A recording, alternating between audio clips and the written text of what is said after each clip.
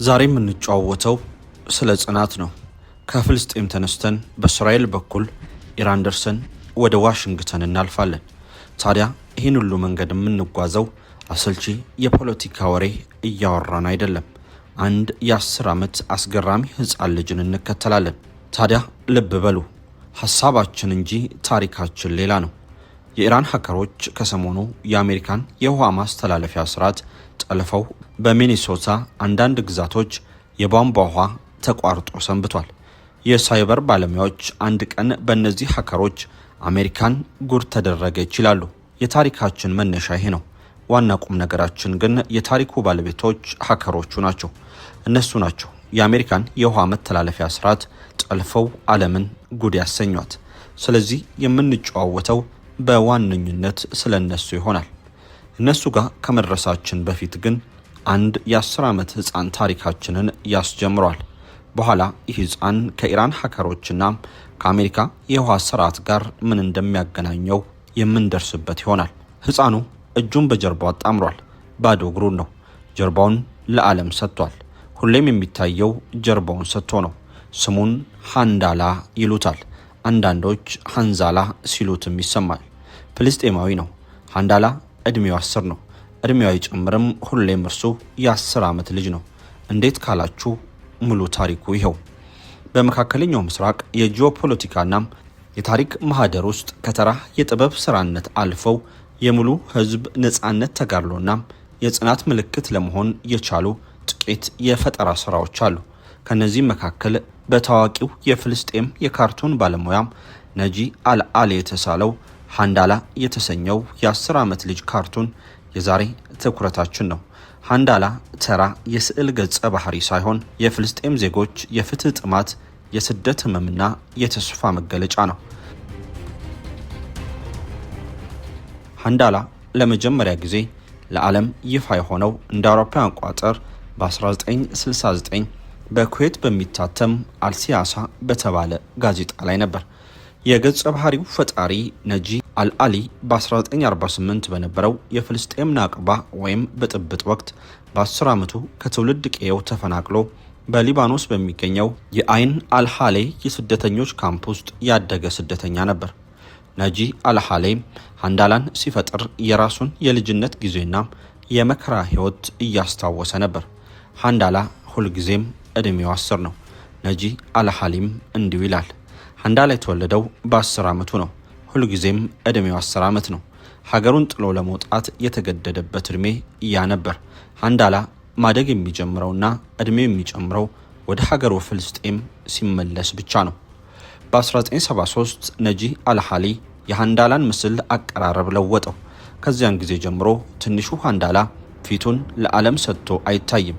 ይልቁንም ጀርባውን ሰጥቶ እጆቹን ከጀርባው አጣምሮ የዓለምን ግፍና የፍልስጤማውያንን መከራ በዝምታ የሚታዘብ ገጸ ባህሪ ሆነ። የሃንዳላ ምስል እያንዳንዱ አካል በውስጡ ጥልቅ የሆኑ ፖለቲካዊና ማህበራዊ ትርጉሞችን አሉት። ፊቱን ከተመልካች ያዞረበት ዋናው ምክንያት ለዓለም አቀፉ ማህበረሰብና ለፖለቲከኞች ያለውን ንቀትና ተስፋ መቁረጥ ያሳያል።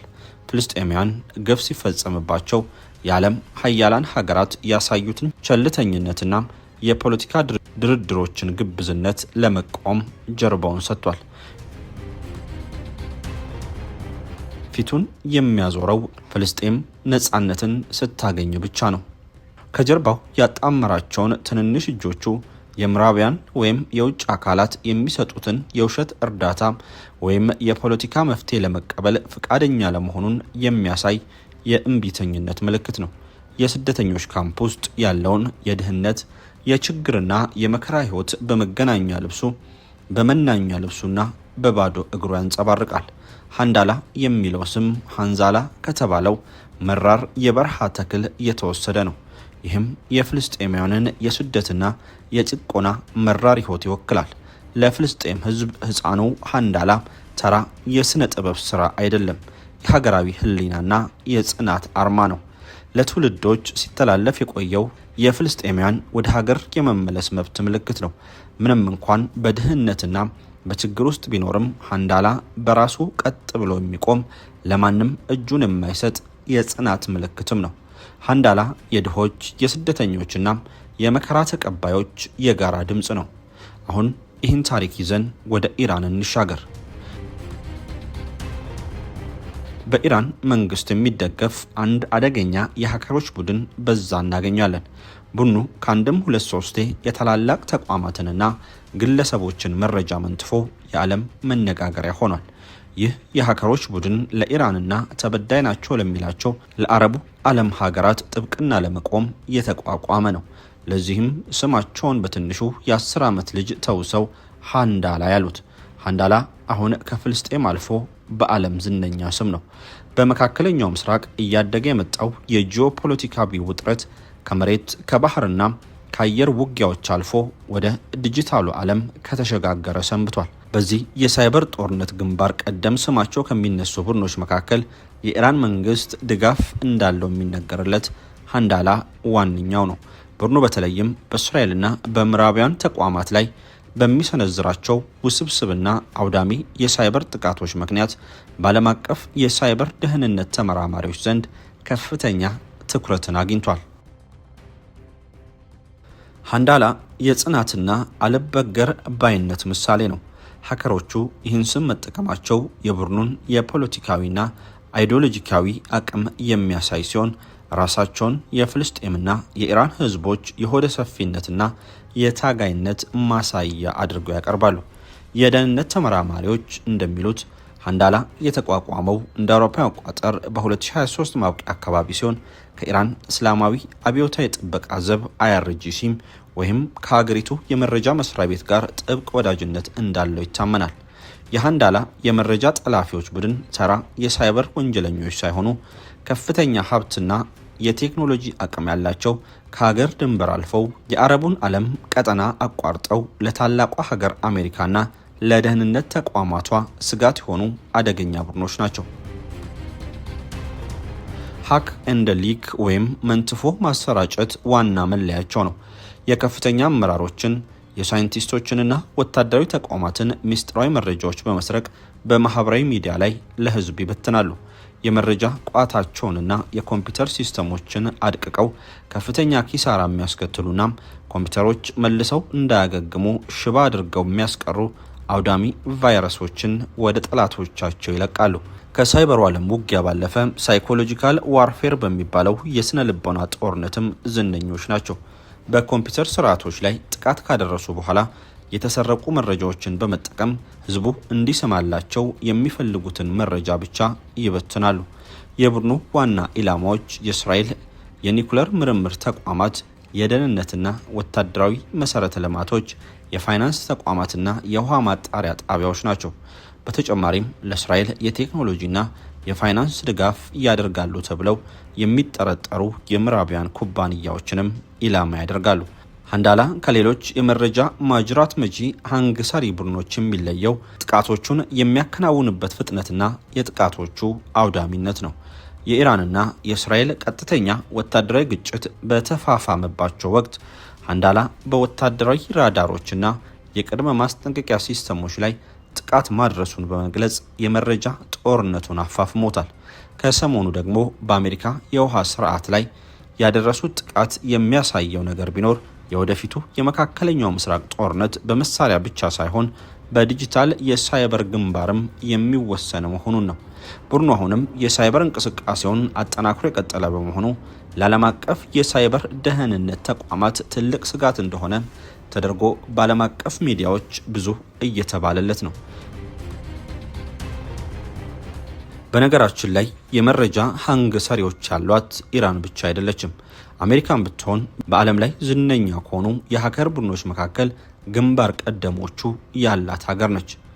ኢኩዌሽን ግሩፕ ስመገናናም መሰረቱን በአሜሪካ ያደረገ የሀከሮች ቡድን ነው።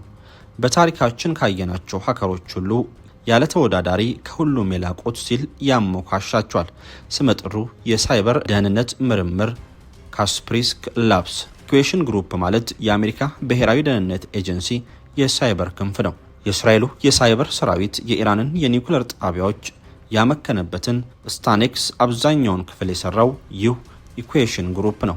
በነገራችን ላይ እስራኤልን ብትሆን 8200 የተሰኘ አደገኛ የሀከሮች ቡድን ያላት ሀገር ነች። ኢኩዌሽን ግሩፕ በመላው አሜሪካ የሚገኙ ሞባይሎችን፣ ኮምፒውተሮችን፣ ቴሌቪዥኖችንና ዘመናዊ መኪናዎችን ሳይቀር ሰብሮ የመግባት አቅም አለው። እንዳውም ሲአይኤ ሊያስወግደው የሚፈልገው ግለሰብ ሲኖር የግለሰቡን መኪና የኮምፒውተር ሲስተም ሰብረው በመግባት መኪናውን ከቁጥጥር ውጭ አድርገው ሰውየውን ገደል መክተት የሚችሉ መሆናቸውን ዊኪሊክስ በአንድ ወቅት ስለ ቡድኑ ያወጣው ሪፖርት ይናገራል።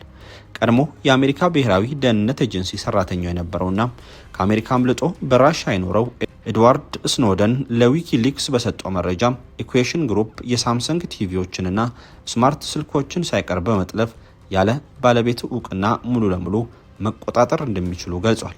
ከዛ በተጨማሪም በምድር ላይ ማንኛውም የሳይበር ኃይል ያልታጠቃቸው የሳይበር መሳሪያዎች በቡድኑ እጅ እንዳሉ ገልጾ ለዛ ምሳሌ ይሆን ዘንድ ስታንኤክስን አውስቷል። በ2017 ግን በሰፈሩት ቁና መሰፈር አይቀርም እንዲል ያገሬ ሰው ሰባሪዎቹን የሚሰብር ተገኘ።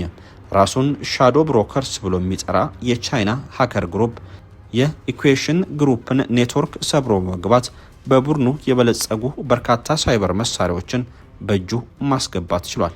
ሻዶ ብሮከርስ ከኢኩዌሽን ግሩፕ ከወሰዳቸው የሳይበር መሳሪያዎች የተወሰኑትን በኢንተርኔት ጨረታ ሽጦ ገንዘብ ከሰበሰበ ወዲያ ማንኛውም ሀከር ይጠቀምባቸው ዘንድ ኢንተርኔት ላይ ለቋቸው አሁን ላይ ሊናክስ በተሰኘው ኦፕሬቲንግ ሲስተም ውስጥ ተካቶ ይገኛሉ።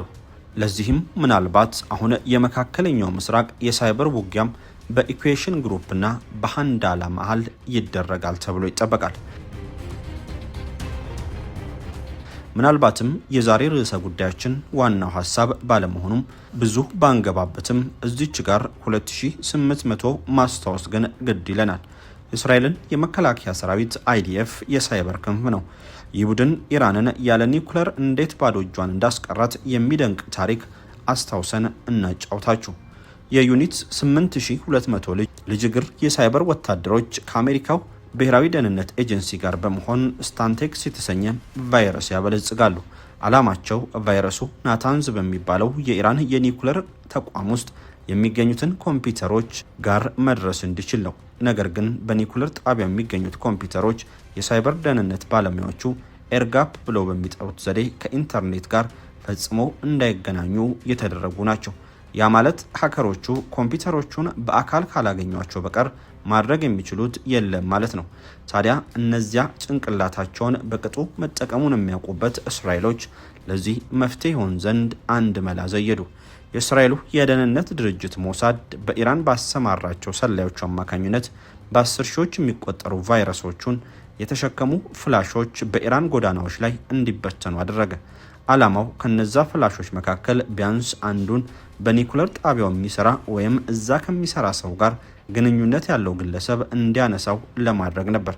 መቼም እስራኤሎቹ ነገር የገባቸው ኖሯልና እንዳሰቡት ሆኖ ስታንቴክስን የያዘው ፍላሽ ናታንዝ ደረሰ። ከዚያ ወዲህ የሆነ ታሪክ ነው። ስታንቴክስ የናታንዝን ኮምፒውተሮች አይደለም ያበላሸው፣ ይልቁንስ ኮምፒውተሮቹ የሚቆጣጠሯቸውን እጅግ በጣም ውድ የዩራኒየም ማብለያም ሰንተርፊውጂዎችን ከመጠን በላይ እንዲሽከረከሩ እያደረገ አንድ በአንድ ተሰነጣጥቀው እንዲያልቁ አድርጓቸዋል። በጥቃቱ በመላው ኢራን ከሚገኙት 5000 ሰንተርፊውጂዎች 1000ዎቹ ወድመዋል። ሀገሪቱ ብዙ ቢሊየን የአሜሪካ ዶላርም እንድትከስር ሆናለች። ውድ የፈታ ዴሊ ቤተኞች፣ አዲሱ ዓለም አዲስ ስርዓት አለው። ሞዜር መወዝወዝ፣ ቆመ ጠብቀኝ፣ ቆሞ መቀባበል፣ ካራ መሳል ጊዜው ያለፈበት ይመስላል።